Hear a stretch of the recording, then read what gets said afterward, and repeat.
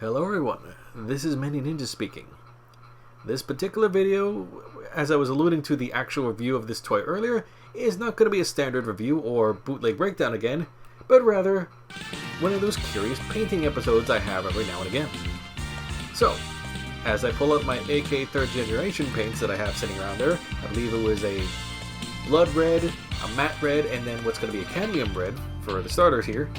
To give you an idea of what I have in mind with this particular toy is that while the original color scheme here, nice flat but bright colors on there for most of it, it's a very good take on the comic book look for Spider-Man. What I wanted was something a little bit different. Namely, I wanted to make what they would call a Gamerverse version, for those that are a little more familiar with the Marvel Legends style of figures. For those that aren't as familiar, that basically means I'm trying to mimic the color schemes that they would have had with the Capcom series of fighting games, particularly Marvel Superheroes vs. Street Fighter, Marvel Superheroes proper, and of course the Marvel vs. Capcom games themselves, which there have been quite a few. In Spider-Man's case, what they have in terms of his color scheme for most of those games, maybe leading them to the last 3D editions where it's a little more consistent with the colors of the comic, they have him as a lot more of a bright orange red look, especially for his general red parts of the costume, whereas the actual main CT Toys clone here is more traditional comic book color, which is obviously a much darker red. It's actually a lot closer to the AK blood red that I put down there first. So, in order to start lightening up the overall tone, at least for some highlights for the upper parts of the figure, where I feel like more light would be hitting on him overall, I'm doing a bunch of thin layers of a little bit of a mixed color first of the, I believe it was the matte red as well as the cadmium red, and then kind of building into a cadmium red to try to brighten up the overall figure. To some success.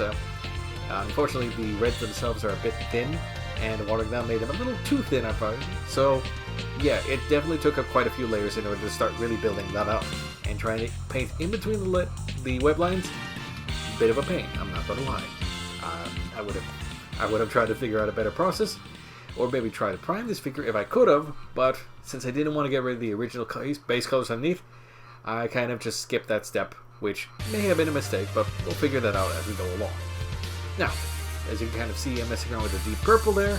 I'm trying to make a cool color for some kind of a shaded look to some success. It looks different. It does stand out a bit under some lights, but I'll be quite frank, once these things dry, I would have assumed they would have dried a little darker than what it's popping up here. It's actually, at least in this stage, it's still a little too bright. And when it did dry darker, it didn't really make too much of a difference, I'm not going to lie to you. So, with that in mind, I was thinking, okay, I will kind of mess around more with the blue end of the costume, and I will try to get the more punch in terms of lighting effects there.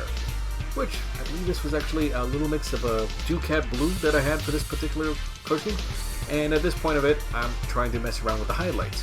The higher points that are in the actual sculpt themselves, but because of the flat coloring, they don't stand out as much.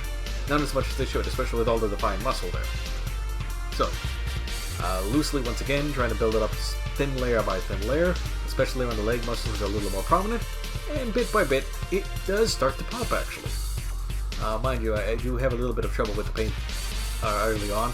I suppose I put too much water in the wet palette that I have over there on the side, which is why the paint starts to look a little runny over there, and starts to become a little runny on the figure itself. I actually have to go a little more back and forth in order to clean up my messier marks, especially on the legs, and kind of fix things up there. But even with that in mind, the highlights are starting to show up.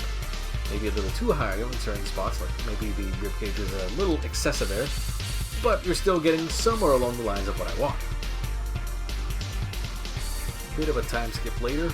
I'm immediately around the home stretch for where I will stop this particular run of painting, and that's by using, I believe it was either a medium blue or a light Prussian blue, in order to kind of really work out the more shadowed look, or kind of the shaded parts between the muscles to help the muscles stand out a little bit more.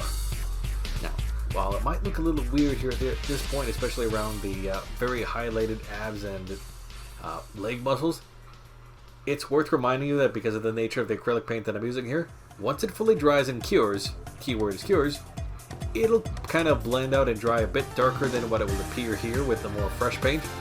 So even here, where I'm actually getting around to messing around with the other head that ends up being the one I use on this figure, mostly because the bigger eyes are a little closer match for the overall artwork for the Marvel vs. Capcom series of the Capcom games.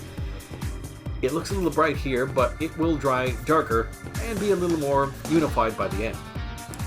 Speaking of which, this is kind of my unification step.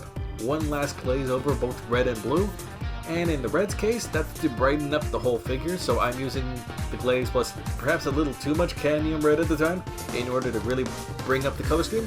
And for the blue, I will repeat the process but with a more neutral shade in order to blend the muscles in, because I felt at the time they were a bit too separate in terms of the highlights and the rest. So kind of even it out in the end. At that point, let it all dry, put a matte coat on everything, which will really kill up the shine of the plastic, and, well, this is before, I should say, before the matte finish, which you can see there's still a lot of shine, especially on the forehead there.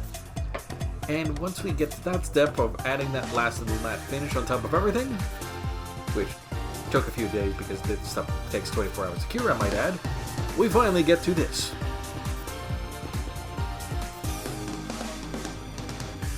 Your friendly neighborhood bootleg man. Does mostly what a spider can, but not with the full finish of a Mafex figure, I will concede. That being said, even with the fact that the finish kind of killed the shine on there, you can still pick up a little bit of that nice kind of orangey highlight, and the overall figure is brighter in terms of the reds, and even then, the musculature still stands out, which I'm quite pleased with. Because at least until I figure out how to do something better, maybe if I want to mess around with the reds more, we met what I wanted to do with this figure. It is going to be a reasonable stand-in with a lot of my other figures, then namely I do have a number of Marvel Legends figures, specifically game-centric ones that are in the background that I don't display, and this will kind of fit with them because of the scaling. Speaking of scaling, and more CT toys for the matter, we are going to talk about this fellow in the future, but for now, I think we're going to call it a day. Catch you later.